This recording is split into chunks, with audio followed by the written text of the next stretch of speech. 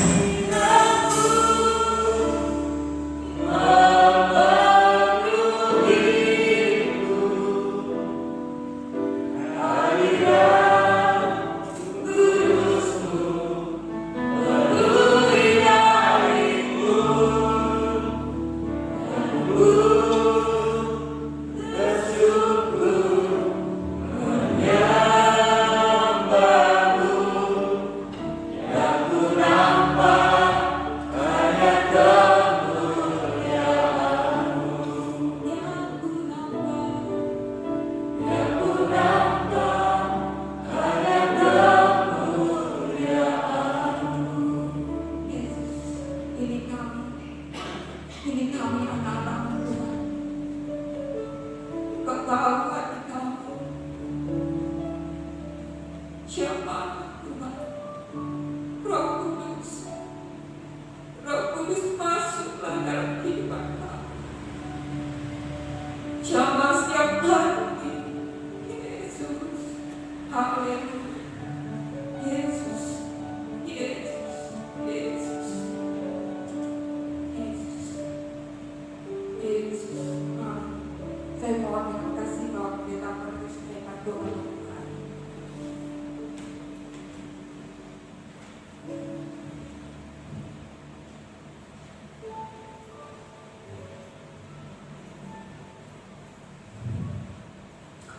Hati kami melibatkan ucapan syukur pada sore hari ini Tuhan, untuk kesempatan yang Kau anugerahkan di dalam kehidupan kami. Kami boleh menghampiri tahta kasih karunia-Mu lewat ibadah yang Kau sediakan di dalam kehidupan kami.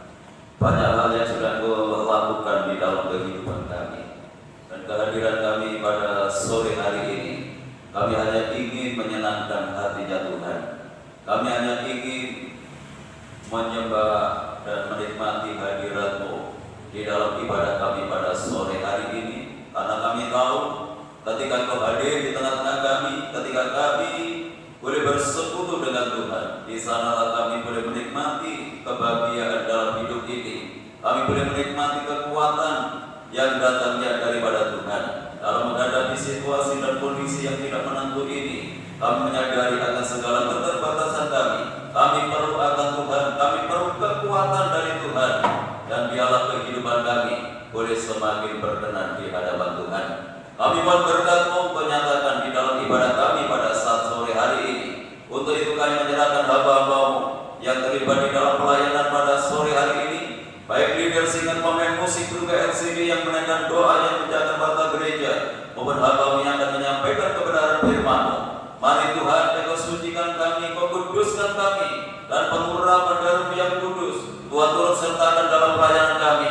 Dan pelayanan ini boleh berkenan di hadapan Tuhan, dan boleh menjadi berkat bagi sidang jemaat Tuhan. Kami menyerahkan saudara-saudara kami yang lain yang saat ini mungkin masih dalam perjalanan untuk menuju ke tempat ini. Tuhan jaga, Tuhan lindungi, Tuhan sertai. Segera tiba di tempat ini bersama kami untuk memuliakan Tuhan, untuk menikmati hadirat Tuhan.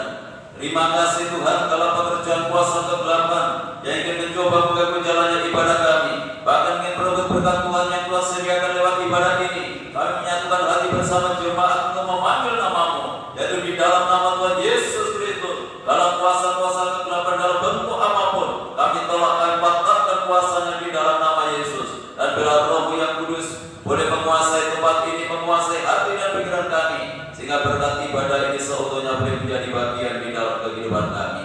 Tuhan, berkati setiap gereja-gereja-Mu yang saat ini sedang mengadakan ibadah yang sama yang kami lakukan. Bagaimana Tuhan memberkati kami, Tuhan berkati mereka semuanya, agar nama-Mu dipermuliakan. Hanya di dalam nama Tuhan Yesus Kristus Kepala Gereja, kami serahkan segala doa kami. Kami buka ibadah kami pada sore hari ini, dan yang siap untuk memuliakan Tuhan. Mari bersama kita katakan amin. Tetap berdiri Bapak Ibu Saudara, mari kita puji Tuhan. Kita tinggikan Tuhan, karena Allah kita dahsyat, Allah kita yang berkuasa. Mari kita pujikan dengan penuh sukacita. Bagi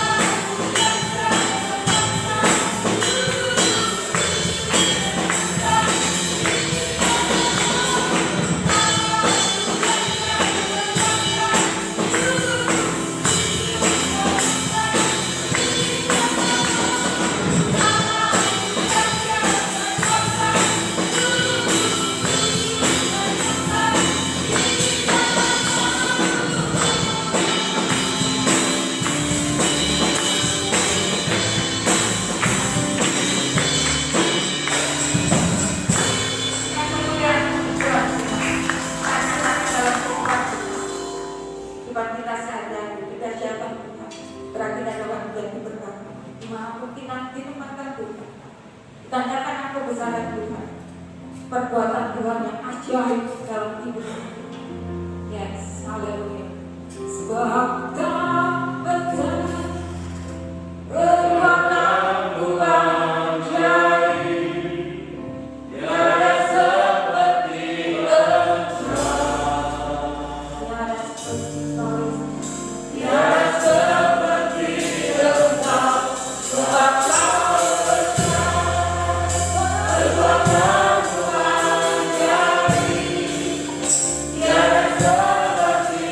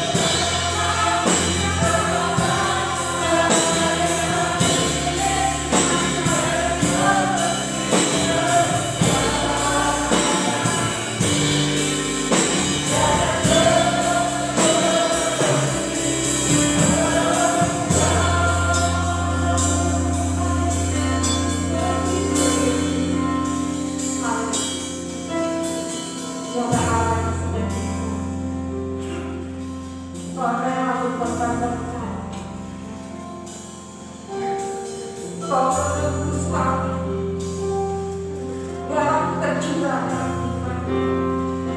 Yesus, terima kasih untuk pengorbanan. Haleluya. Ada bangsa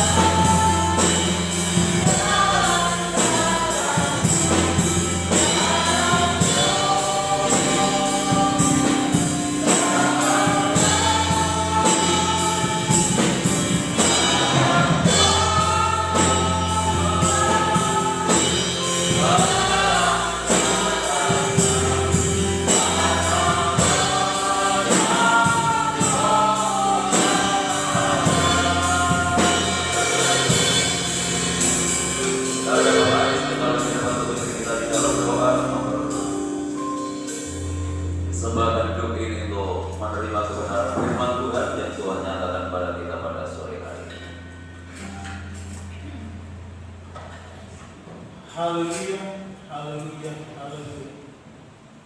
Hanya oleh karena kuasa Tuhan dan oleh karena kebaikan Bapa, pada malam hari ini kembali kami boleh ada di hadirat-Mu, mengucap syukur di dalam ibadah kami Bapa. Satu kesempatan yang indah masih Tuhan izinkan kepada kami, satu waktu masih Tuhan berikan kepada kami. Bila kemurahan yang kami rasakan Tuhan. Terima kasih Bapa. Puji sanjung sudah kami naikkan di hadirat-Mu. Biar ini Tuhan menjadi persembahan yang layak di hadapan-Mu Bapa. Kini saatnya Tuhan kami akan duduk diam di hadirat-Mu, mendengarkan sabda firman. Persiapkan hidup kami, persiapkan seluruh anggota tubuh kami Tuhan untuk menerima firman Bapa. Biar kuasa Roh Kudus menguasai hidup kami, kuasa Roh Kudus menyucikan hidup kami Bapa. Kami persembahkan hamba-Mu yang Tuhan pakai pada malam hari untuk menyampaikan sabda firman. Urapi hamba-Mu dengan kuat kuasa-Mu, urapi dengan kuasa Roh Kudus-Mu Bapa. Bertatalah Tuhan di dalam ibadah kami, kuasai setiap ruangan kami, kuasai setiap hati kami. Segala kuasa-kuasa jahat, kuasa-kuasa iblis yang ingin mencuri, mengganggu penyampaian firman-Mu, mencuri berkat kami patahkan semuanya di dalam nama Tuhan Yesus Kristus. Kami tarik keluar dari tempat ini, dan biar kuasa Allah, kuasa Roh Kudus-Mu yang menguasai ruangan ini juga menguasai ruangan hati kami. Terima kasih Bapa, berfirmanlah Bapa, dan kami siap untuk mendengarkan. Di dalam nama Tuhan Yesus Kristus, kami naikkan seluruh doa dan ucapan syukur kami. Haleluya. Amin. Silakan duduk kembali. Bapak Ibu Saudara yang dikasihi oleh Tuhan, saya sampaikan shalom. Salam sejahtera di dalam kasih Tuhan kita Yesus Kristus. Hanya oleh karena anugerah dan kemurahan Tuhan pada malam hari ini kita dipertemukan kembali lewat ibadah yang Tuhan sediakan di dalam kehidupan kita. Kita sudah memuji dan memuliakan Tuhan. Tiba saatnya kita siapkan hati kita untuk menyambut firman Tuhan. Firman Tuhan malam ini akan disampaikan oleh Bapak Pendeta Muda Joko Suwarno. Untuk itu waktu dan tempat saya sediakan. Sidang jemaat yang kasih Tuhan, salam. Salam sejahtera di dalam nama Tuhan Yesus Kristus. Puji Tuhan, marilah pada malam hari ini kita akan terus belajar tentang firman Tuhan. Dan mari kita isi hidup kita sepenuh-penuhnya dengan firman Tuhan di dalam menghadapi hari akhir-akhir zaman ini, supaya kita mempunyai kemampuan dan kekuatan untuk tetap berdiri sesuai dengan kehendak Tuhan. Puji Tuhan, pada malam hari ini firman Tuhan saya berikan tema Allah tidak mau dipermainkan. Ya, kita akan baca di dalam Galatia 6 ayat 7 sampai 8. Demikian firman Tuhan, Galatia 6 ayat 7 8. Jangan sesat. Allah tidak membiarkan dirinya dipermainkan. Karena apa yang ditabur orang, itu juga yang akan dituainya. Sebab barang siapa menabur dalam dagingnya, ia akan menuai kebinasaan dari dagingnya.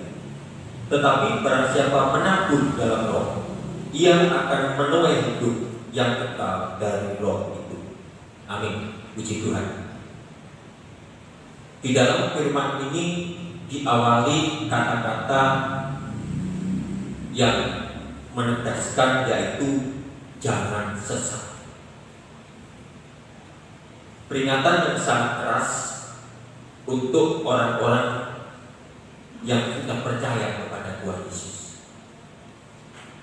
Orang-orang yang sudah percaya kepada Allah. Katakan jangan sesat. Sebab Allah tidak membiarkan dirinya dipermainkan. Nah, apakah ada orang-orang yang percaya, orang-orang Kristen itu mempermainkan Tuhan? Secara terbuka, mungkin tidak ada orang yang berani ngaku jika sedang mempermainkan Tuhan, atau tidak sengaja bahwa perilakunya itu ternyata mempermainkan Tuhan. Dan sebabnya di dalam firman ini, marilah kita meneladani apa yang di dalam firman ini, supaya langkah-langkah hidup kita tidak terpeleset dan pada akhirnya masuk di dalam kategori orang-orang yang mempermainkan Tuhan. Sebab orang yang mempermainkan Tuhan itu jelas dikatakan adalah sesat. Nah, bagaimana orang yang mempermainkan Tuhan itu? Orang yang mempermainkan Tuhan adalah orang yang bekerja sesuai dengan taburannya. Karena apa yang ditabur orang itu juga yang akan dituai. Nah, bagaimana orang yang percaya itu hidup di dalam taburannya? Jadi orang yang telah ditebus oleh Tuhan dikatakan bahwa janganlah hidup sesuai dengan kehendak daging, karena kamu sudah dibebaskan dan dimerdekakan. Itu sebabnya di dalam ayat 8 dikatakan, sebab barang siapa menabur dalam daging, ia akan menuai kebinasaan dari dagingnya. Tetapi barang siapa menabur dalam roh, ia akan menuai hidup yang kekal dari roh itu. Nah, dari dua hal inilah maka ada satu perbedaan yang sangat mencolok. Apakah yang ditabur orang itu nanti akan menuai hidup kekal, atau yang ditabur orang itu nanti akan menjadi orang yang sesat? Ya, di dalam Galatia 5 sebelumnya kalau saudara membaca ayat 20 dan seterusnya itu, bahwa perbuatan-perbuatan daging itu ya sudah hafal ya, bisa dibaca. Ya seperti itulah. Fitnah, tidak mau mengampuni, tidak mau mengasihi, dendam, iri hati, dan sebagainya dan sebagainya. Dan jikalau itu masih dilakukan, itu berarti masih ditabur. Kalau salah satu perbuatan-perbuatan daging yang sangat tidak disenangi oleh Tuhan masih dilakukan, berarti masih ditaburkan. Nah, disitulah maka orang itu sama dengan mempermainkan Tuhan. Jadi memang secara tidak langsung tidak ada orang yang berani mempermainkan Tuhan. Tapi lewat perbuatannya seringkali tidak sadar kalau apa yang ditaburkan itu sudah mempermainkan Tuhan. Nah, maka itu disinilah kita harus menjadi orang yang semakin berhati-hati. Ya, semakin berhati-hati, baik di dalam perkataan kita, di dalam pikiran kita, di dalam perbuatan kita, di dalam keputusan-keputusan kita, di dalam pergaulan-pergaulan kita. Kita harus semakin berhati-hati supaya kita tidak menabur di dalam daging. Nah, apa yang dikatakan menabur dalam roh? Jelas, orang yang menabur dalam roh adalah orang yang hidup sesuai dengan kehendak roh, kehendak Tuhan. Menabur sesuai dengan kehendak Tuhan adalah menabur atau hidup sesuai dengan firman Tuhan. Nah, sudah jemaat dikasih Tuhan, biarlah firman ini boleh menjadi satu peringatan yang keras di dalam hidup kita, untuk kita lebih berhati-hati, lebih cermat di dalam melangkah. Sebab kapan lagi kita akan melangkah? Kapan lagi kita akan membenahi diri kalau tidak diawali dari sekarang? Jangan sampai tertunda lagi. Nah, saya ingin memberikan contoh peristiwa besar yang dialami oleh bangsa Israel. Nanti lihat dalam 1 Samuel 4 ayat 1 sampai 11, agak panjang pembacaannya. 1 Samuel 4 ayat 1 sampai 11. Demikian firman Tuhan 1 sampai 4 ayat 1. Dan perkataan Samuel sampai ke seluruh Israel. Orang Israel maju berperang melawan orang Filistin dan berkemah dekat Ebenezer, sedang orang Filistin berkemah di Afek. Orang Filistin mengatur barisannya berhadapan dengan orang Israel. Ketika pertempuran menghebat, terpukullah kalah orang Israel oleh orang Filistin, yang menewaskan kira-kira 4.000 orang di medan pertempuran itu. Ketika tentara itu kembali ke perkemahan, berkatalah para tua-tua Israel, mengapa Tuhan membuat kita terpukul kalah oleh orang Filistin pada hari ini? Marilah kita mengambil dari situ tabut perjanjian Tuhan, supaya Dia datang ke tengah-tengah kita dan melepaskan kita dari tangan musuh kita. Kemudian bangsa itu menyuruh orang ke situ. Lalu mereka mengangkat dari sana tabut perjanjian Tuhan semesta alam dan bersemayam di atas para kedua anak Eli, Hofni dan Finehas, ada di sana dekat tabut perjanjian Allah itu. Segera sesudah tabut perjanjian Tuhan sampai ke perkemahan, bersorak seluruh orang Israel dengan nyaring, sehingga bumi bergetar. Dan orang Filistin yang mendengar bunyi sorak itu berkata, apakah bunyi sorak yang nyaring di perkemahan orang Ibrani itu? Ketika diketahui mereka bahwa tabut Tuhan telah sampai ke perkemahan itu, ketakutanlah orang Filistin. Sebab kata mereka, Allah mereka telah datang ke perkemahan itu. Dan mereka berkata, celakalah kita, sebab seperti itu belum pernah terjadi dahulu. Celakalah kita, siapa yang menolong kita dari tangan Allah yang maha dahsyat ini? Inilah juga Allah yang telah menghajar orang Mesir dengan berbagai-bagai tulah di padang gurun. Kuatkanlah hatimu dan berlakulah seperti laki-laki, hai orang Filistin, supaya kamu jangan menjadi budak orang Ibrani, seperti mereka dahulu menjadi budakmu. Berlakulah seperti laki-laki dan berperanglah. Lalu berperanglah orang Filistin, sehingga orang Israel terpukul kalah. Mereka melarikan diri masing-masing ke perkemahannya. Amatlah besar kekalahan itu. Dari pihak Israel gugur 30.000 orang pasukan berjalan kaki. Lagi pula tabut Allah dirampas, dan kedua anak Eli, Hofni dan Finehas tewas. Ini contoh peristiwa yang sangat besar yang dialami oleh bangsa Israel, di mana di saat peperangannya melawan orang Filistin, tahap pertama orang Israel kalah dan gugur 3.000 orang. Nah, setelah itu bangsa Israel mengatakan, oh kalau gitu ayo ambil aja tabut perjanjian Tuhan, supaya Allah ada di tengah-tengah kita dan memberikan kekuatan pada kita. Para tua-tua berbeda, oke kita ambil di sini, diambil. Dan saat itu yang tercatat, anak Imam Eli, Hofni dan Finehas ikut mengambil karena dia sebagai imam, mengangkut tabut perjanjian Tuhan. Dan setelah tabut perjanjian Tuhan itu berada di tengah-tengah orang Ibrani, bergetarlah bumi oleh sorak-sorai orang, karena tabut perjanjian ada di tengah-tengah.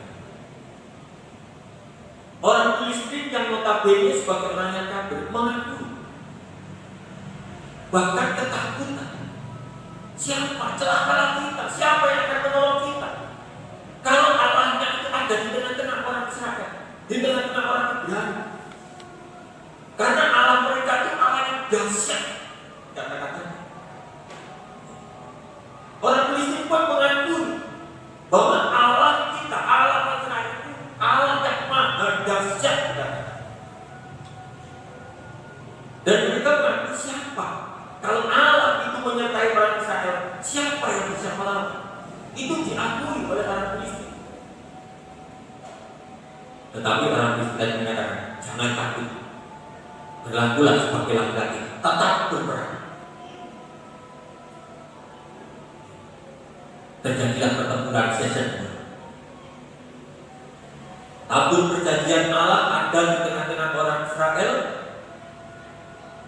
dengan harapan menyertai, memberkati, dan memberikan kemenangan. Tapi apa yang terjadi? Justru pasukannya gugur 30.000 orang. Yang pertama gugur 3.000. Yang kedua dilipat gandakan 10 kali, 3.000 orang gugur pasukan. Nah, apa penyebabnya? Di sini kita harus mencari apa penyebabnya. Apakah Allah yang dikatakan oleh orang Filistin tadi yang dikatakan Allah Maha Dahsyat itu tidak menolong bangsa Israel, atau sudah tidak memperhatikan orang Ibrani? Itu yang harus kita cari. Itu yang harus kita cari.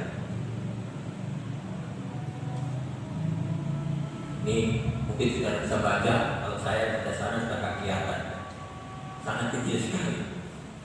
Ya, jadi penyebabnya itu kita harus lihat apa yang membuat orang Ibrani, orang Israel, walaupun sudah mengambil tabut perjanjian Tuhan, tetapi kenapa kekalahannya semakin dahsyat? Yang jelas sistemnya yang salah. Bukan Tuhan tidak menyertai, bukan tangan Tuhan yang kurang panjang, bukan telinga Tuhan tidak mendengar oleh seruan orang-orang percaya, tetapi sistemnya yang salah. Di dalam pembacaan ayat 4 tadi, kalau saudara masih ingat, anak Imam Eli, Hofni dan Pinehas itu ikut mengambil dan memikul tabut perjanjian Tuhan. Sedangkan kalau saudara membaca di dalam 1 Samuel 2 ayat 12, di situ dikatakan bahwa anak Imam Eli, Hofni dan Pinehas itu orang dursila. Orang dursila. Nah, sebagai seseorang yang mengangkut tabut perjanjian Tuhan itu, seharusnya orang yang kondisinya itu imam-imam yang kudus. Jadi bukan seperti Hofni dan Pinehas. Itu yang pertama. Jadi saya mencatat ada 2 hal. Sistem yang salah ini, sehingga bangsa Israel ini mengalami kekalahan yang dahsyat.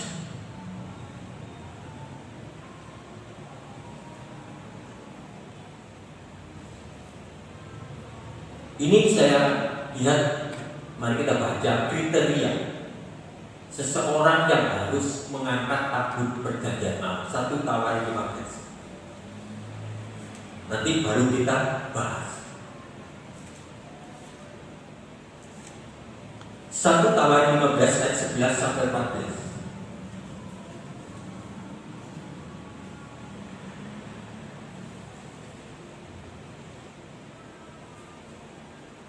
Demikian firman Tuhan.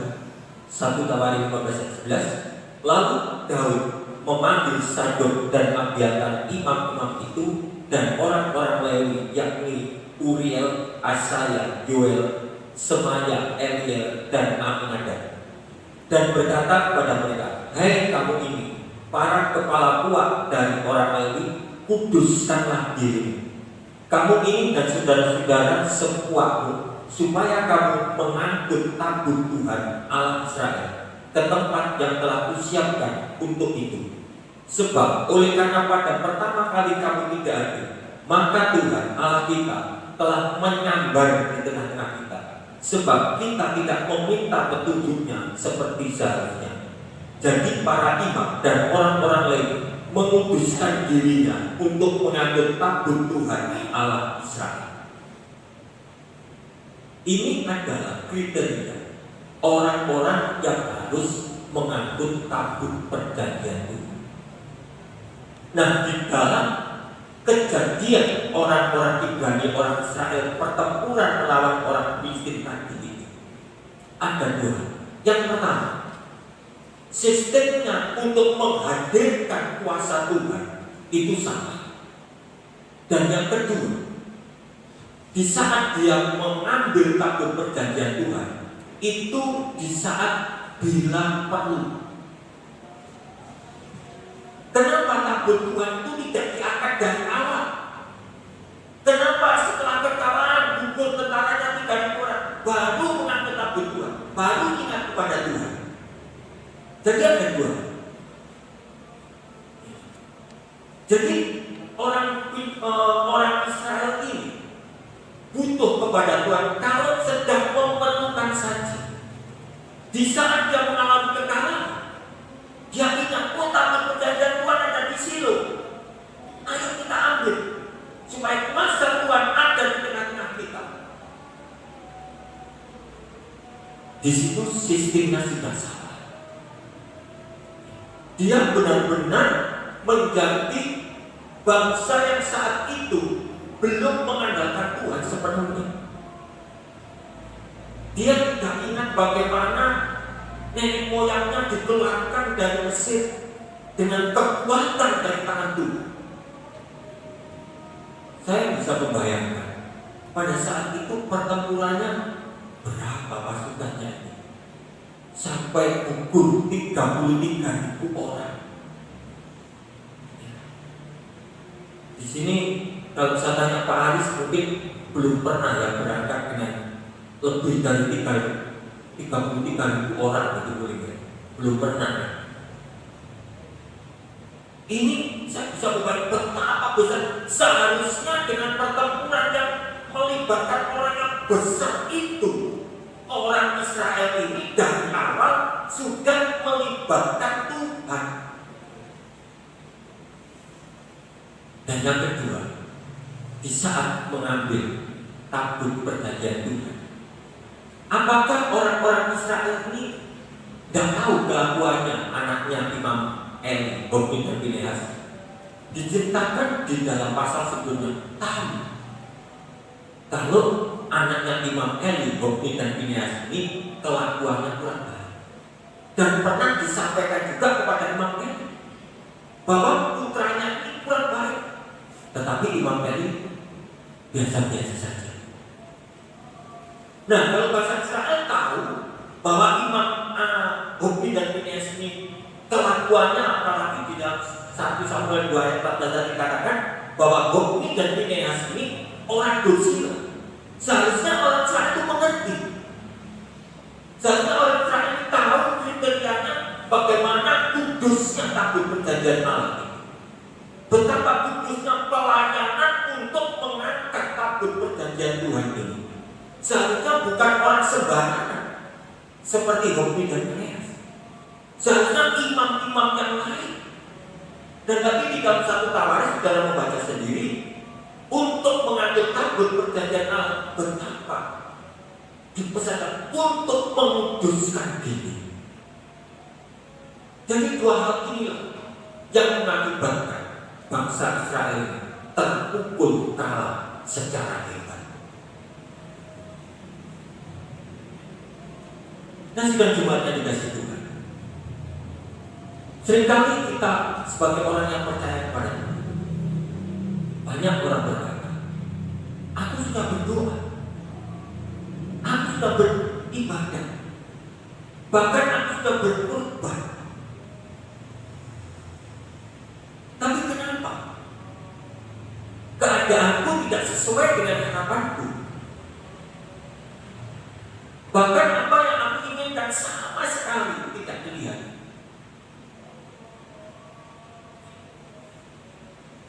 Kita bisa lihat, mungkin ada sistem yang salah di dalam hidup kita.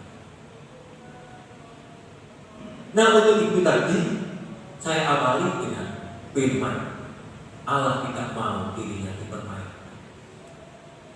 Mungkin masih ada sistem-sistem yang salah di dalam hidup kita, sehingga kebiasaannya Tuhan, kemahakuasaannya Tuhan itu tidak berkarya dan tidak bekerja di dalam kehidupan orang percaya, seperti apa yang dialami oleh bangsa Israel ini. Justru tabut perjanjian Tuhan dirampas oleh orang Filistin, alias orang Israel kehilangan Tuhan.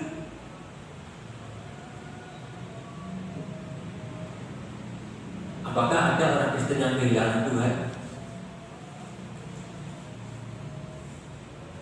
Kira-kira ada. Bapak Pendeta Petrus pernah walaupun dalam PA terus mengingat PA setiap datang ke gereja, tapi kalau hidupnya itu terus menerus diingatkan tapi terus itu sama dengan tidak memiliki Allah di dunia. Sebab firman Tuhan juga mengatakan tanpa Kristus maka kamu tidak memiliki Allah di dalam dunia ini. Begitu juga pada saat orang Israel kehilangan tabut perjanjian Allah, maka maksudnya tidak memiliki Allah. Nah, apa yang dimaksud tanpa Kristus? Yaitu orang yang tidak bisa bersekutu dengan Kristus. Kenapa tidak bisa bersekutu dengan Kristus? Sistemnya yang salah. Ya, sistemnya yang salah. Kepintaran HP Android itu luar biasa.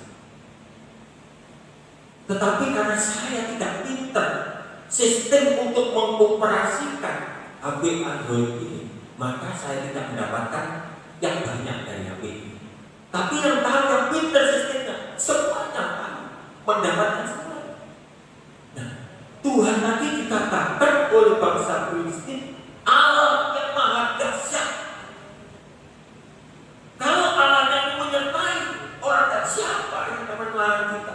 Justru bangsa kita celakalah kita. Gentar sebetulnya bangsa ini sudah gentar. Tapi karena sistem yang dilakukan, cara yang dilakukan oleh bangsa Filistin tadi tidak benar, maka kuasa Tuhan yang maha dahsyat itu tidak bekerja apa-apa dan membiarkan bangsa Israel kalah semakin dahsyat. Begitu juga di dalam kehidupan kerohanian kita. Kalau di dalam kehidupan rohani kita sudah diingatkan, dipimpin, dituntut, ditegur oleh firman Tuhan, tetapi tidak bekerja dan tidak berbuah di dalam hidupnya, maka kedahsyatannya Allah itu tidak akan bekerja di dalam hidup orang percaya. Itu sebabnya di dalam Yesaya atau Yesaya kurang ingat mengatakan bahwa bukan berarti tangan Tuhan kurang panjang untuk menolong, bukan berarti pendengaran Tuhan itu tidak mendengar akan keresahan orang percaya, tetapi yang memisahkan antara umat yaitu kesalahan atau dosa. Ini ada apa kaku itu? Saya tidak mempersiapkan itu ya, tapi sudah hafal ya. Yesaya 59 itu ya, terima kasih ya. Di sini jelas. Ya. Nah, mari sidang jemaat yang dikasihi, kita sudah lama bergereja. Bahkan rohani kita bukan anak-anak lagi, sudah dewasa, bahkan sudah tua. Rohani kita, kalau diukur waktu, kata firman Tuhan, seharusnya sudah menjadi pengajar. Kalau itu diukur secara waktu. Nah, mari dengan contoh-contoh yang telah terjadi di dalam Alkitab ini, tidak terjadi atas kita. Itu sebabnya kita harus semakin berhati-hati di dalam melangkah.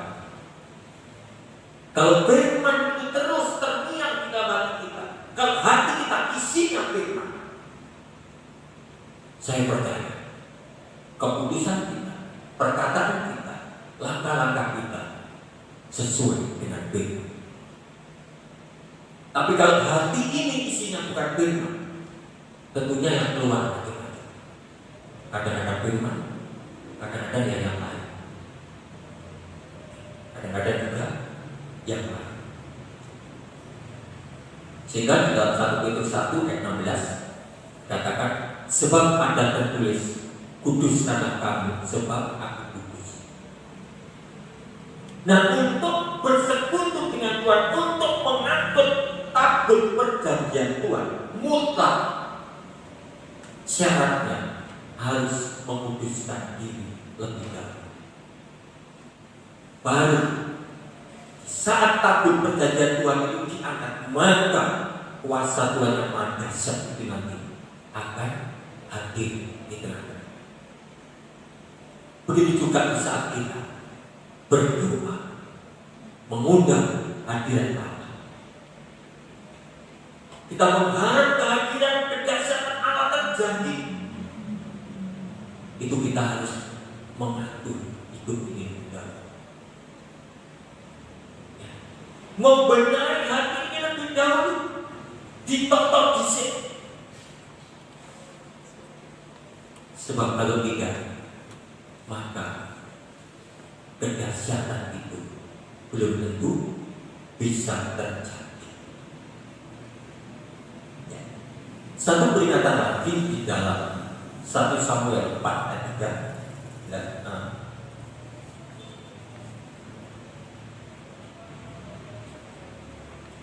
1 Tawarik 10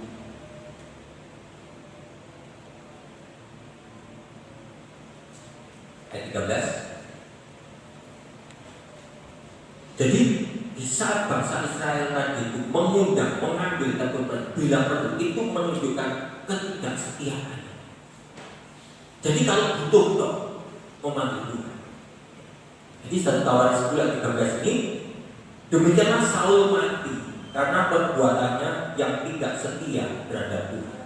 Oleh karena dia tidak berpegang pada firman Tuhan, dan juga karena ia telah meminta petunjuk dari Allah dan tidak meminta petunjuk Tuhan.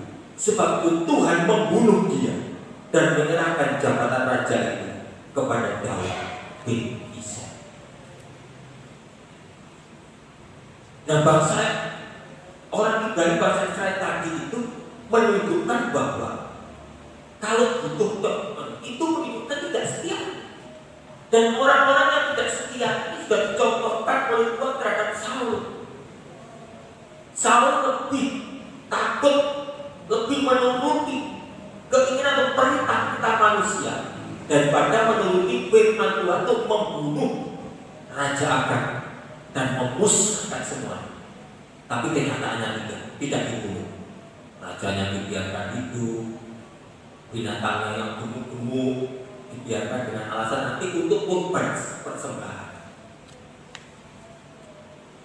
Disebabkan sangat cepat, korban dan persembahan tidak aku kehendaki.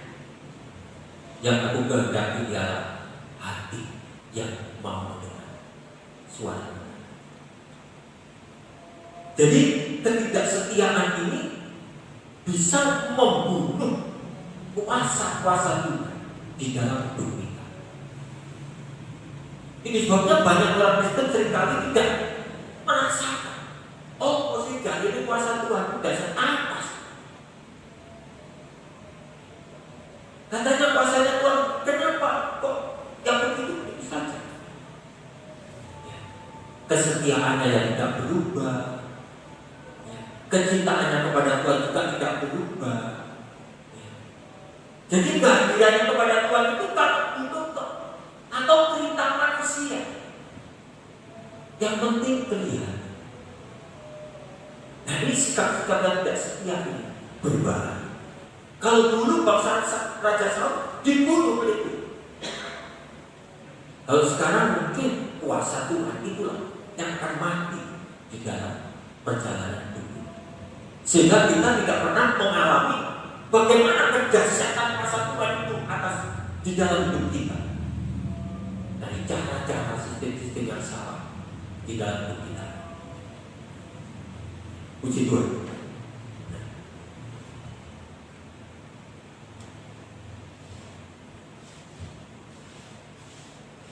Beda dengan 1 Samuel 17 ayat 45 sampai 47.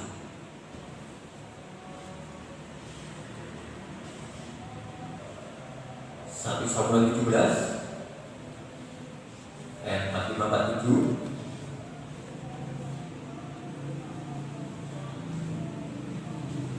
Demikian memang. Tetapi Daud berkata kepada orang Filistin itu, engkau mendatangi aku dengan pedang dan tombak dan lembing, tetapi aku mendatangi engkau dengan nama Tuhan semesta alam, Allah segala bangsa Israel yang kau tatapi. Hari ini juga Tuhan akan menyerahkan engkau ke dalam tanganku, dan aku akan mengalahkan engkau dan memenggal kepalamu dari tubuh. Hari ini juga aku akan memberikan mayatmu dan mayat tentara orang Filistin kepada burung-burung di udara dan kepada binatang-binatang liar, supaya seluruh bumi tahu bahwa Israel mempunyai Allah, dan supaya segenap jemaat ini tahu bahwa Tuhan menyelamatkan bukan dengan pedang dan bukan dengan lembing, sebab di tangan Tuhanlah pertempuran, dan Ia pun menyerahkan kamu ke dalam tangan kami. Beda antara bangsa Israel tadi, antara Saul dengan Daud ini. Kalau Daud ini benar-benar dari awal memang dia itu membawa nama Tuhan, dan di dalam keyakinannya kemenangan itu tidak ditentukan oleh pedang, kemenangan tidak ditentukan oleh lembing, kemenangan tidak ditentukan oleh kekuatan. Seberapa kekuatan pasukan kita, seberapa kekuatan, tetapi kemenangannya itu ditentukan oleh Allah yang maha dahsyat. Maka disinilah Goliat yang ditakuti oleh seluruh negeri pada saat itu gugur di tangan Daud. Hanya 1 lawan 1. Pasukannya di tangan nggak berani, karena Goliat digambarkan sebagai raksasa yang sangat kuat. Tetapi Daud berkata, aku mendatangi engkau dengan nama Tuhan Allah kita yang maha dahsyat. Dan Daud mempunyai satu keyakinan, hari ini kepalamu akan dipotong. Begitu hebatnya iman Daud. Dia tidak melihat seberapa besarnya Goliat, tetapi dia melihat Tuhan itu yang maha dahsyat. Nah, di sini sedang jemaat yang dikasih Tuhan. Maka di dalam perjalanan hidup kita, jangan kita melihat seberapa besar kesulitan kita, ketakutan kita, persoalan kita. Tapi malam hari ini lihatlah kebesaran Tuhan, kedahsyatan Tuhan yang akan menghancurkan dan merobohkan segala apa yang ada di hadapan kita.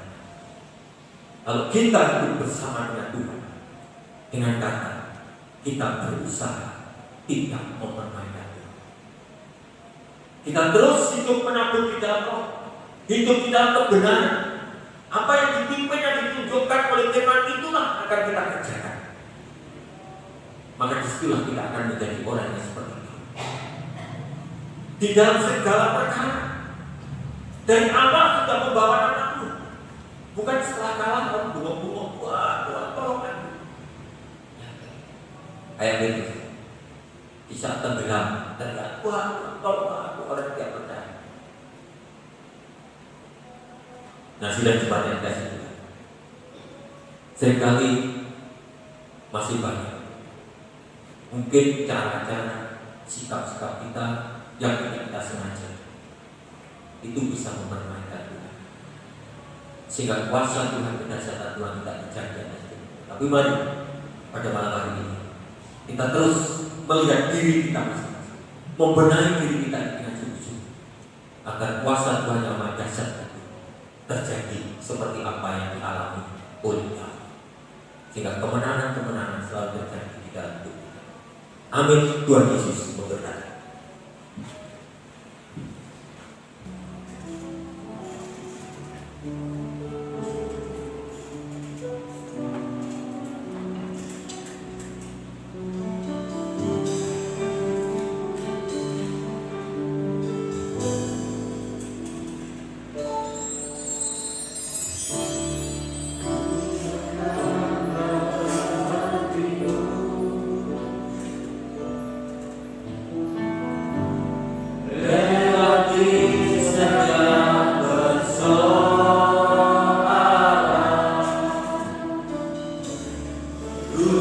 Yesus selalu menopangmu.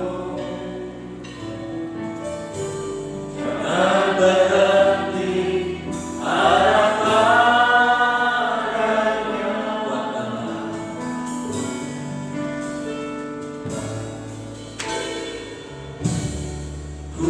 Kuatkanlah hatimu.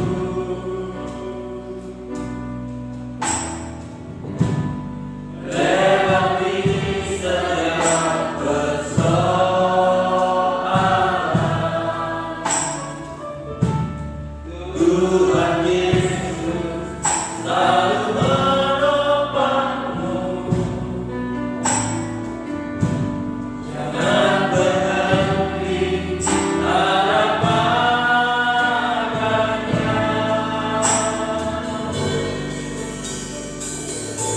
Tuhan pasti sanggup. Tangannya takkan terlambat untuk mengangkatmu. Tuhan masih sanggup.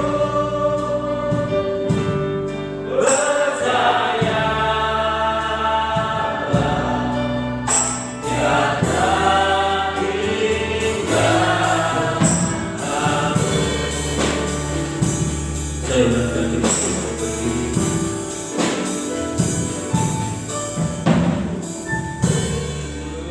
Kuatkanlah hatimu.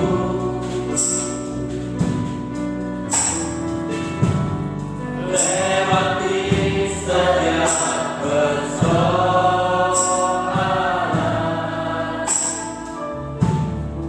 Tuhan Yesus selalu menopangmu. Jangan berhenti harap padanya.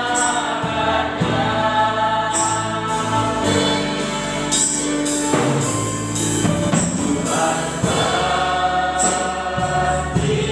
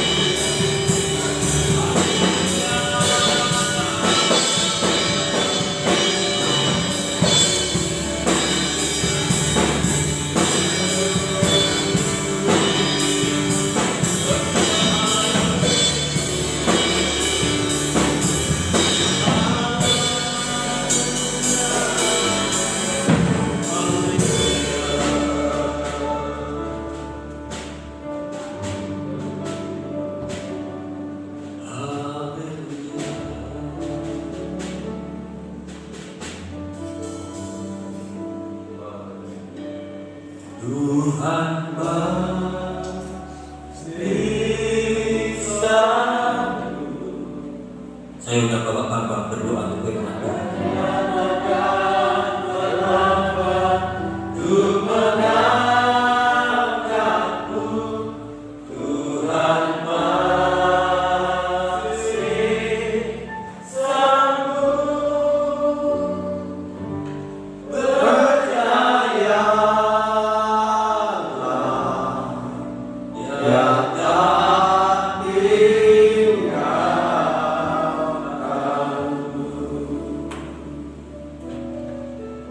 Terima kasih Bapa, di dalam nama Yesus kembali kami datang mengucap syukur dan terima kasih buat berkat pengajaran firman-Mu pada saat malam hari ini yang menjadi kekuatan di dalam kehidupan kami.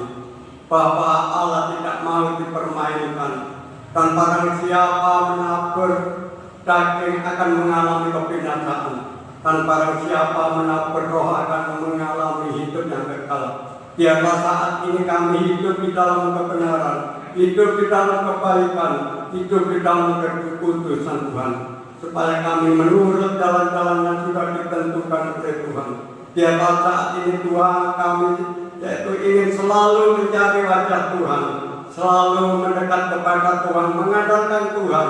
Apapun yang terjadi dalam kehidupan kami, saat menghadapi situasi apapun, seberat apapun, biarlah saat ini Tuhan menaruh pengharapannya sepenuhnya kepada Tuhan, bahwa Allah yang Maha Dahsyat, Allah yang Maha Kuasa, Allah yang sanggup melepaskan segala perkara yang saat ini kami alami.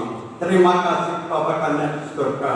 Biar kuasa Roh Kudus Tuhan yang memampukan di dalam kehidupan kami, yang memimpin di dalam kehidupan kami, supaya kami mampu akan melakukan kebenaran firman-Mu.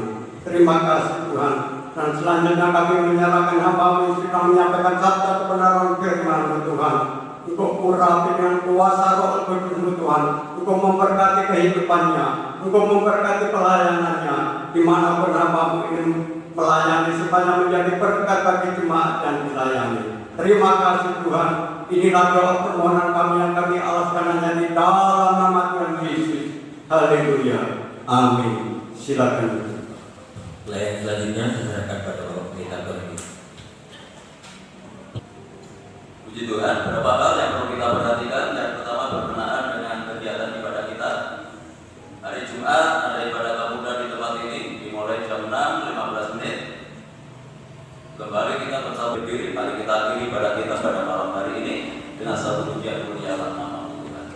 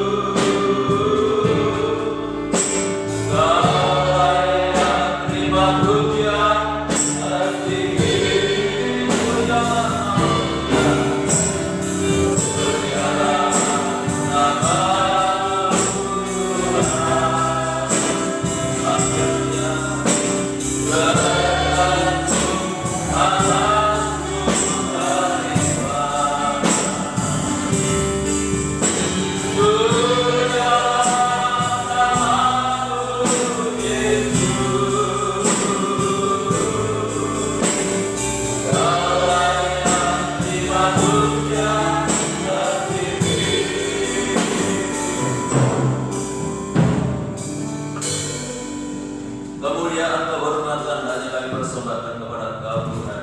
Untuk berkat-Mu yang sudah Kau nyatakan lewat ibadah ini, mulai dari awal hingga selesainya. Sebelum kami tinggalkan tempat ini, kami menyerahkan untuk kesehatan Ibu Gembala. Kami telah berdoa untuk Ibu Garmiasi, untuk Ibu Yaya, untuk Ibu Mestia, untuk Bapak Edi Susanto, maupun saudara-saudara kami yang lain yang saat ini terganggu kondisi kesehatannya. Semuanya kami serahkan ke dalam tangan-Mu. Kami percaya kuasa Tuhan tidak terbatas,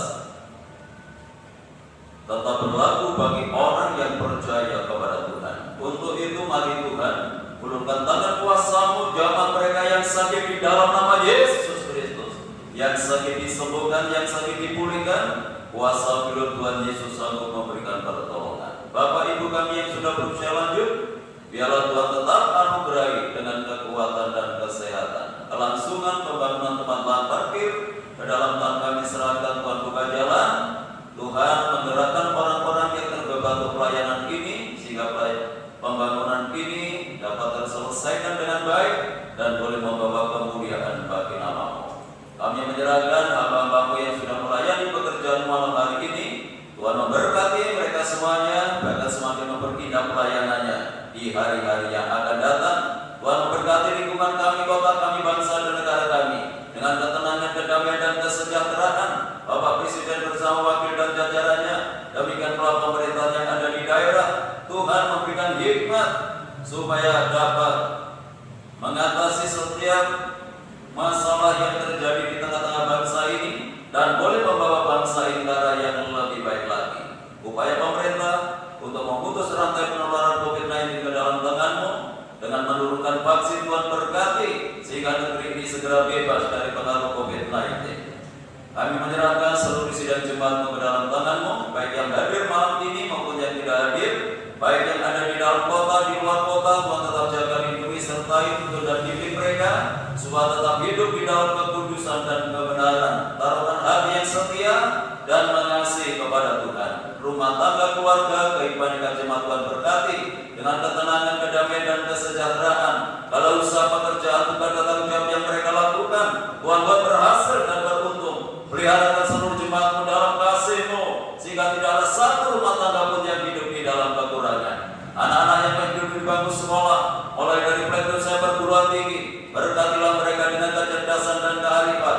Jadikan anak-anak yang berprestasi, baik dalam akademinya maupun non-akademinya. Jadikan berkat di dalam setiap pergaulannya. Bagi sidang jemaat-Mu yang sudah memberikan persembahannya, mengembalikan perpuluhannya, Tuhan kembalikan berlipat kali ganda sesuai dengan janji firman-Mu. Sebentar lagi kami akan tinggalkan tempat ini, kembali ke rumah kami masing-masing. Tuhan jaga, lindungi, sertai kami dalam perjalanan, tiba di rumah dengan selamat, tidak kekurangan sesuatu apapun. Kembalikan kami dalam kegiatan ibadah yang akan datang dalam keadaan yang lebih baik dari malam hari ini. Bapak Ibu Saudara yang dikasihi oleh Tuhan, sekarang pulanglah dan terimalah berkat damai sejahtera dari Allah Bapa, kasih karunia-Nya dari Tuhan Yesus Kristus, dan lewat persekutuan Roh-Nya yang kudus menyertai dan memberkati kita mulai malam hari ini sampai Maranatha Tuhan Yesus datang kembali. Dalam nama Tuhan Yesus kami berdoa dan syukur, yang diberkati Tuhan, mari bersama kita katakan amin. Selamat